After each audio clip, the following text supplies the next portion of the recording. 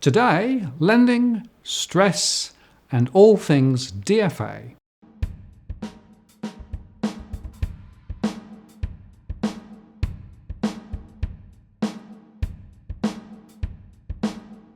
Hello again, I'm Martin North from Digital Finance Analytics.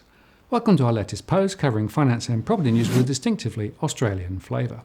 Today we look at the latest mortgage stress and lending data, results from AMP and CBA, and touch on some milestones for our channel. And by the way, if you value the content we produce, please do consider joining our Patreon program, where you can support our ability to continue to make great content. Here's the link, and it's also in the comments below. We released the July 2018 Mortgage Stress and Default Analysis update today.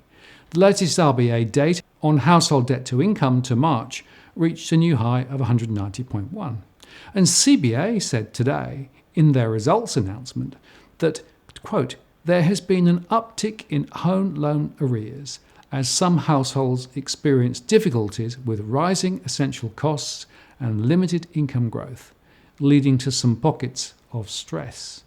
Interesting that they've formally recognised it in their results. So, no surprise to see mortgage stress continues to rise. Across Australia, more than 990,000 households are now estimated to be in mortgage stress, compared with 970,000 last month. This equates to 30.4% of owner-occupied borrowing households. And in addition, more than 23,000 of these are in severe stress. We estimate that more than 57,900 households risk 30-day defaults in the next 12 months. We expect bank portfolio losses to be around 2.7 basis points, although losses in WA are likely to be higher at around 5 basis points. We continue to see the impact of flat wages growth, rising living costs and higher real mortgage rates. The caustic formula of coping with rising living costs, noticeably childcare, school fees and fuel, whilst real incomes continue to fall and underemployment is causing significant pain.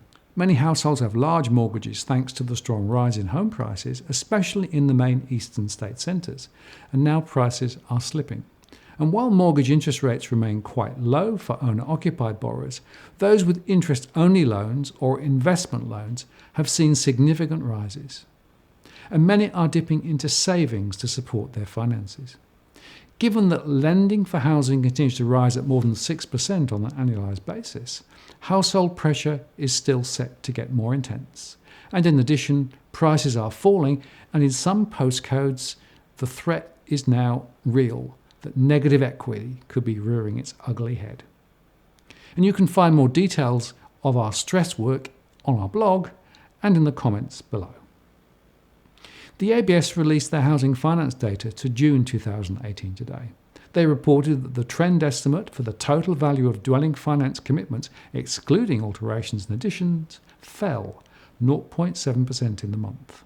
Owner-occupied housing commitments fell 0.2% and investment housing commitments fell 1.8%. In seasonally adjusted terms, the total value of dwelling finance commitments, excluding alterations and additions, fell 1.6%. The proportion of loans for investment purposes, excluding refinance, was 41.4%, down from 53% in 2015, and the proportion of refinanced owner-occupied loans was 19.7%, similar to the last couple of months. Looking at the changes month on month, owner-occupied purchases for new dwellings fell 0.3%, while owner-occupied purchases for established dwellings rose 0.1% or $14.2 million. Investment construction lending rose 1.3% or $14 million.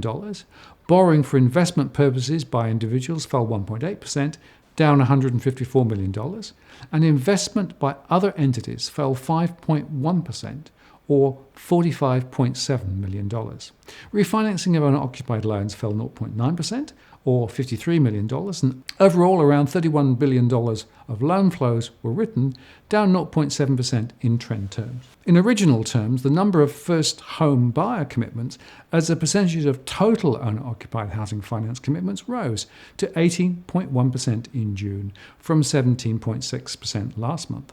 The number of loans fell, though, around 762 lower compared to last month, to 9,541.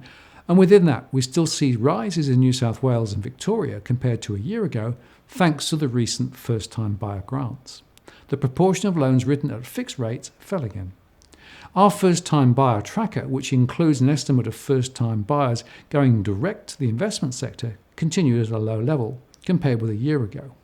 And the original data showing the portfolio of loans outstanding at the banks registered an overall rise of $8 billion and a fall in the proportion of loans for investment purposes to 33.7%, the lowest level for several years.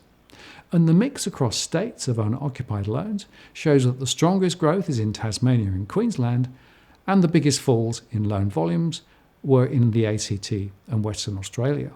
So the tighter lending conditions continue to bite, with investors less likely to get a loan. And some of this relates to demand, or lack of it, but it also is driven by tighter lending requirements. And this is clearly seen in our surveys, where the number of rejected applications has been rising significantly. This is especially true for those seeking to refinance an existing loan, including interest-only loans. The net portfolio growth of around $9 billion, or 0.5% in the month, in original terms, shows that overall lending remains quite strong despite the weaker flows. Next, AMP's first half profit fell 74% to $115 million, driven down by provisions to compensate consumers for financial advice they paid for but did not receive. Acting Chief Executive Mike Wilkins said headwinds remain for the second half of the year. The events around the Royal Commission into Financial Services have challenged our reputation, and while we continue to monitor the impacts, we have taken actions to stabilise the business and move forward, he says. Underlying profit without provisions, including remediation of $290 million, was $495 million. AMP, of course, last month foreshadowed a first half underlying profit in the range of $490 to $500 million, dragged down by a provision of $290 million post-tax for potential advice remediation. The scandal of knowingly charging customers for advice they didn't get and of misleading the corporate regulator ASIC has claimed the scalp of former CEO Craig Miller, Chairman Catherine Brenner, and 3 other board members. Last week, AMP launched a program to repair its reputation and to earn back trust by compensating customers for lost earnings, strengthening risk management systems and controls, and cutting fees on its superannuation products. In the first half of 2018, AMP's Australian wealth management operating earnings increased 6% to $204 million, and assets under management rose 6% to $132 billion.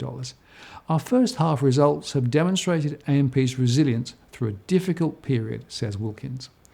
While there will be further challenges ahead, we have a strong foundation on which to reset the business and restore the confidence of our customers and the wider community.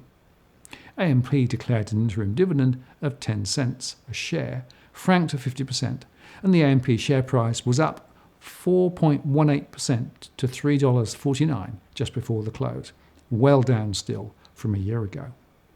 The Commonwealth Bank reported a 4.8% drop in cash profit for continuing operations to $9.23 billion for the full year to June, squeezed by fines for poor behaviour and by the costs of responding to inquiries, including the Financial Services Royal Commission. The result, which was below analyst expectations of around $9.5 billion, supported a final dividend of $2.31, bringing the full-year payout to $4.31 a share, up 2 cents on 2017. CEO Mike Commons said that the fundamentals of the bank remain strong. He says the result, when stripped out one-off items, including a couple of large penalties, looks more like a 3.7% rise to $10 billion in cash profits. CBA shares were also higher after the results to $74.80 just before the close. Operating income rose 2.6% to $25.9 billion, and the net interest margin rose 5 basis points to 2.15%, although it was lower in the second half. But expenses jumped 9.2% to $11.6 billion, mainly due to the AUSTRAC civil penalty of $700 million for breaching anti-money laundering regulations. Loan impairment expenses were down 1.5% to $1.08 billion, which is equivalent to 15 basis points of gross loans and acceptances. But, as mentioned above, CBA said in their results announcement that, quote, there had been an uptick in home loan arrears as some households experienced difficulties with rising essential costs and limited income growth, leading to some pockets of stress. Exactly. One-off regulatory costs relating to the APRA inquiry and also the Financial Services Royal Commission are running at $155 million. So ultimately, poor corporate behaviour costs not just customers, but also investors. But at the end of the day, customers will end up paying more and getting less. Plenty of shame to go around. And finally today, a quick note. We passed 4,000 subscribers on YouTube today, and the rate of growth in the channel is exceeding my expectations. So a word of thanks to all of you who watch or listen to our shows, and especially to those who comment in the community. I'm really grateful for your support. And rest assured, we have more great content coming. And mark your diary. The next DFA live stream event will be on Tuesday, the 21st of August at 8 p.m. Sydney time. I'll be providing more information shortly about the event, but it's already scheduled on the channel. So if you want to, set a reminder. And feel free to send questions in beforehand. And now we have well over 60 patrons who have signed up via our Patreon channel. Thanks to those who are now part of the program, including those who are enjoying the exclusive additional content we're providing to those in the More DFA tier. If you're not a member, but value the content we produce, please do consider joining our Patreon program, where you can support our ability to continue to make great content. The link is in the comments below. As always, if you like what you've seen here today, please share and like the post and add a comment or question. I do read them all. And if you want to join the growing band of subscribers who receive alerts when we release new posts, do subscribe now by hitting that subscribe bell. And if you're already subscribed, many thanks. I really appreciate your support and participation. I'm Martin North, the Principal Analyst, Digital Finance Analytics. Many thanks for watching, and I'll see you next time.